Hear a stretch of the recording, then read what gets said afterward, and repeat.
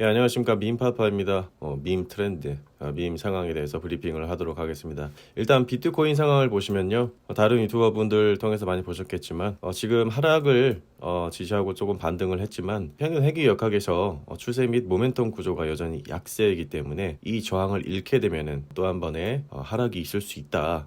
저도 뭐 그런 내용을 공부를 통해서 안 내용이고 저도 비트코인에 대해서는 앞으로 하락은 있을 수 있겠지만 결국에는 우리가 이러한 것들을 그려 나가고 있다. 예를 들어서 여기 보시면 과거부터 비트코인에 지금 저희가 그 하락장에서 지금 이러한 것들을 좀 만들어 나가고 있는, 여기 보시면 하락장에서 좀 올라갈 수 있는 거래량이 굉장히 떨어졌을 그 시기죠. 이게 2021년도고 이게 2017년도부터 쪽은 2014년도 이런 식으로 해서 지금 차트가 이러한 양상이다. 그러니까 최고점을 찍고 하락장에서 우리가 상승장을 준비를 할 때 이렇게 거래량이 없고 위아래로 이렇게 흔들리면서 조금 힘을 잃는 모습. 그렇지만 우리가 여기서 에너지를 조금씩 모아가면서 상승을 가기 위한 그런 그래프를 그려나가고 있다. 지금 외국의 차티스트들이나 국내 차트를 잘 보시는 유튜버분들 저도 가끔 보기는 하는데 그분들의 관점도 좀 비슷한 것 같아요. 지금 우리가 이렇게 그려나가고 있고 이 그래프가 이제 앞으로 비트코인이 좀 더 이제 하락을 해서 저항을 받고 하락을 하게 되더라도 우리가 올해 힘든 시기를 지나가면은 위쪽으로 이렇게 올라갈 수 있는 힘을 앞으로 받을 것이다 라는 그런 견해들이 있어요. 2024년도가 기준이 되겠죠. 근데 어쨌든 이거는 둘째 치고 저는 지금 밈에 대해서 항상 트렌드에 대해서 얘기를 하려고 하니까 지금 이 밈에 몰리는 트렌드에 대해서는 여러분들이 알고 가셔야 될 게, 그리고 요 부분에 있어서는 정말 우리가 그 거래량도 정말 떨어지고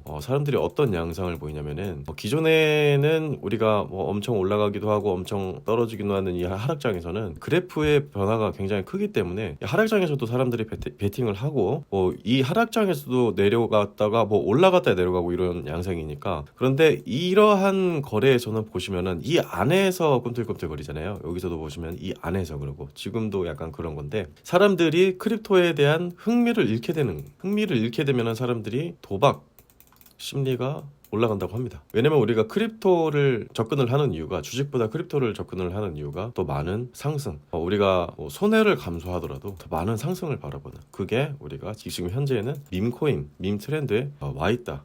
저는 이렇게 보고 있고, 제가 엊그제 아마 영상 올렸었는데 이쯤인가 아마 올린 것 같아요. 이쯤인가 기억이 안 나는데, 저는 2, 3일 정도 횡보를 했으면 좋겠다 그런 말씀을 드렸어요. 밈에서는 그래프가 깨끗한 편이다. 제가 전에도 말씀드렸다시피 중국이 처음부터 여기 들어가게 되면은 이때는 일단은 여기 상승 찍는 순간 그냥 바로 그냥 수직, 그냥 아니면 이쪽으로 그냥 이렇게 그냥 거의 끝난 거예요. 여기서도 지지를 받지 못하고 여기서도 지지를 받지 못하고 바로 떨어져야 되는데, 페페도 지금은 바이낸스 갔다가 상장을 하고 있는데 제가 한 이쯤이었을 거예요. 이쯤에 5월 초쯤인데요. 이때 횡보를 하면서 조금 내려갔지만 이게 좀 길었어요. 며칠 갔거든요. 어쨌든 여기서부터 수직 상승을 하게 되는, 며칠 동안 그래프를 보여주었는데, 지금 사실 이 리펀드 같은 코인은 나온 지 얼마 되지도 않았고 제가 장점에 대해서 말씀드렸죠. 첫 번째가 일단은 페페보다는 사실 근본에 가까워야 되는 거예요. 왜냐면 페페는 저작권에 대한 개념이 없이 그냥 전혀 상관없는 팀이 이름과 로고를 그대로 갖고 왔는데, 근데 이 리펀드는 정말 유명한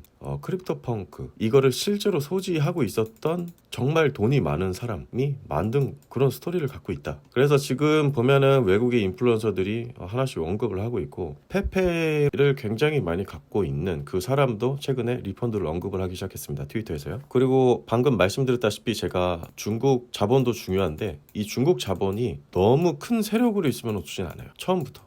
근데 이 프로젝트 같은 경우는 저는 중국이 아니라 영어권이라고 생각을 하거든요. 왜냐면 트위터를 보시면 아시겠지만 진짜 트위터를 엄청 자주 올리고 이렇게 영어로 계속해서 라이브로 대화를 하는 모습을 볼 수가 있어요. 그리고 텔레그램에서도 계속 그랬거든요. 그렇게 대화를 하고, 그리고 계속 이거에 대해서 언급을 해주는 외국 인플루언서들을 보면은 영어권, 중국 쪽이 아닙니다. 그리고 최근에 보면은 중국 쪽에서 인플루언서가 언급을 하면서, 제가 텔레그램을 들어와 보면은 일단 기본적으로 글로벌인데 굉장히 하이프가 굉장히 활발합니다. 그리고 중국 제가 그룹을 들어가 보면은 지금 수백 명밖에 되지 않아요. 저는 이걸 굉장히 좋게 보고 있습니다. 처음 봤을 때보다 많이 올라왔고요. 처음에는 막 2, 300명 정도였는데 지금 올라오고 있죠. 그리고 보면은 일단은 구매 사이즈를 보면은 10, 20 이더리움 단위잖아요. 이게 우리가 상승장으로 올라가게 됐을 때 어느 정도 일정 수준으로 올라가면은 사람들이 거래량이 이더리움 뭐 한 개 사고 막 그런 게 아니라 진짜 뭐 5천만 원어치 사고 뭐 1억 원어치 사고 막 그런 모습을 우리가 볼 수가 있는데 페페에서도 그랬거든요. 지금 여기 리펀드 같은 경우도 보면은 거래 사이즈가 지금 한 번 한 번 거래가 사이즈가 굉장히 크죠. 뭐 17 이더리움, 그죠? 여기서 뭐 29 이더리움, 36 이더리움. 지금 이미 이거는 일정 시가총액을 넘어간 거잖아요. 일정 시가총액. 일정 시가총액을 넘어가서 부딪히고 아예 그냥 이 프로젝트를 끝내느냐. 중국의 밈코인 프로젝트처럼. 제가 이거 대표적으로 포가이라고 말씀드렸잖아요. 이런 프로젝트들 조심해야 되는데 이거 같은 경우는 저는 외국권, 그 영어권이라고 생각을 하고 그 나중에 이제 중국권이 좀 같이 붙게 되면서 이렇게 시가총액이 높을 때는 좀 돈 많은 사람들이 들어오게 됩니다. 중국에 돈 많은 사람들이 좀 들어올 수 있는 그런 여력이 있다라는 거죠. 시가총액이 1천억 여기서 지금 한번 부딪혀서 내려왔었는데 제가 그때 영상을 보여드렸다시피 그래프를 이쁘게 그려나가고 있다. 여기서 조금 더 횡보하고 올라가줬으면 좋겠는데 저는 지금은 올라가줘도 뭐 좋다고 생각을 해요. 근데 지금 비트코인이 하락을 맞을 수도 있기 때문에 뭐 이거에 대해서는 좀 생각을 해봐야 되지만 어쨌든 우리가 뭐 부처빔 뭐 이런 얘기 있잖아요. 길어봐야 2주라고 저는 생각을 해요. 길어봐야 2주 그리고 1주에서 뭐 2주 결국에는 답은 나올 거라고 생각이 들고 어쨌든 지금 거래소가 보면 OKX도 그렇고 바이낸스도 그렇고 지금 바이낸스가 나아가야 할 방향에 대해서 우리가 생각을 좀 해봐야 되는데 OKX가 지금 거래량이 굉장히 많이 올라갔어요. 선물 거래량도 보면은 좀 바이낸스를 넘어버리는 뭐 그런 상황까지도 왔었기 때문에 그리고 여기서 BRC20 토큰을 먼저 작업을 하고 그 다음에 바이낸스도 이제 슬슬 이제 BRC20에 대해서도 언급을 하면서 이제 작업을 해서 여기서도 거래가 가능하게끔 될 건데 트위터에서도 좀 트렌드로 BRC20이 굉장히 자주 올라오고 있어요. 여기 있는데 1.8빌리언 굉장히 높은 트렌드를 보이고 있습니다. 그래서 BRC20에 대해서도 우리가 저는 이거를 밈 트렌드로 넣어야 되는지 모르겠는데 이거 결국에 밈 트렌드인 것 같아요. 밈 트렌드인데 조금 어떤 좀 색깔이 다른 좀 색깔이 다른 밈 트렌드라고 보시면 될 것 같고 우리가 이러한 것들을 작업을 하고 나서 결국에는 BRC20도 주목을 해야 돼요. 바이낸스가 왜냐면은 가만히 있지 않을 거기 때문에 결국에는 밈으로 우리가 좀 더 트렌드를 몇 개월 뭐 4개월 갈지는 모르겠어요. 좀 더 가지 않을까. 벌써부터 NFT가 올해는 뭐 올해 상반기는 올 것이다 뭐 그렇게 얘기하신 분들도 있었어요. 근데 저는 그렇게 생각을 하지 않은 게 어쨌든 지금 중국계 자본 뭐 홍콩 시장이 열린다 그래서 중국계 자본이 들어온다는 얘기를 하잖아요. 중국계는 여러분들이 아셔야 되는 게 얘네들은 NFT에 대해서 그렇게 좋아하지 않아요. NFT보다는 사실은 밈을 좋아해요. NFT를 그렇게 좋아하지 않았고 물론 스태프넷에서 NFT를 뭐 공장형으로 작업을 했었던 뭐 그런 커뮤니티들이 많이 있었지만 그래도 기본적으로 대부분의 소매자 그러니까 대부분의 중국인들은 밈을 더 좋아한다. 우리가 NFT가 붐일 때 2021년부터 2022년도까지 영어권, 유럽 그리고 한국이 NFT가 엄청 붐이었어요. 밈보다는. 근데 그때도 일본, 동남아, 중국 여기는 밈이 더 호응이 있었다. 그런 말씀을 드리면서 우리가 어쨌든 시가총액을 1천억을 넘어가는 그런 근본에 가까운 밈을 우리가 찾아야 되는데 저는 이거는 리펀드 코인은 앞으로 지금 좀 돈 있는 세력들이 좀 붙기 시작하는 것 같아요. 방금도 말씀드렸다시피 지난 영상에도 말씀드렸지만 여기서 주실 거라고 얘기했어요. 두세 번 나눠서 주실 거라고 했잖아요.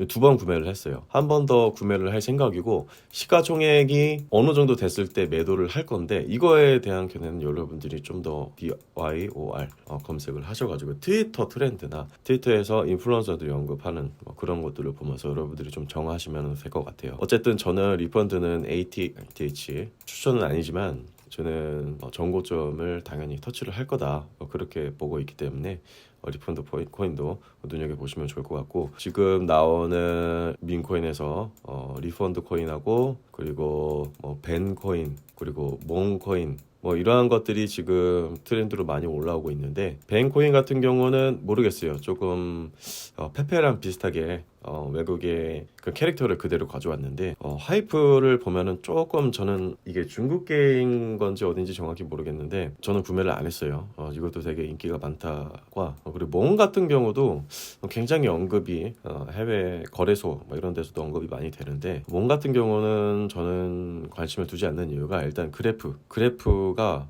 일반적인 밈에서 고래들이 팔아 넘겼던 이거 이 정도의 그래프 양상은 어떤 팀하고도 관련이 있을 수 있는 그런 그래프 양상을 보였기 때문에 저는 이거는 조금 솔직히 추천을 드리지 않는, 물론 활동은 진짜 열심히 하고 있습니다. 이게 뭐 다음 거래소까지 뭐 상장이 될 수 있을지 뭐 그런 건 모르겠어요. NFT 프로젝트도 있고 되게 근본으로 개발 쪽에서는 되게 근본으로 잘 하고 있는 것 같은데, 어쨌든 이 그래프가 저는 조금 무섭기 때문에 이거는 조금 피했으면 좋겠고, 아직까지는 제가 본 분위기로 그리고 조금 스토리로 봤을 때 이 리펀드는 조금 그래도 심상치 않다라는, 좀 그냥 이 민코인을 오래 하다 보니까 제가 그냥 뭐 이 설명할 수 없는 약간 직감 같은 것도 있는데, 이더리움 스캔에서 저는 이런 것도 보는데 이 홀더 같은 것도 보면은 뭐 말도 안 되게 덤핑을 할 만한 막 그런 물량도 그렇게 보이지 않는 것 같습니다. 그래서 좀 저는 건강하게 보였기 때문에 한 번 더 매수를 할 거라는 말씀 드리면서 계속 이거에 대한 브리핑을,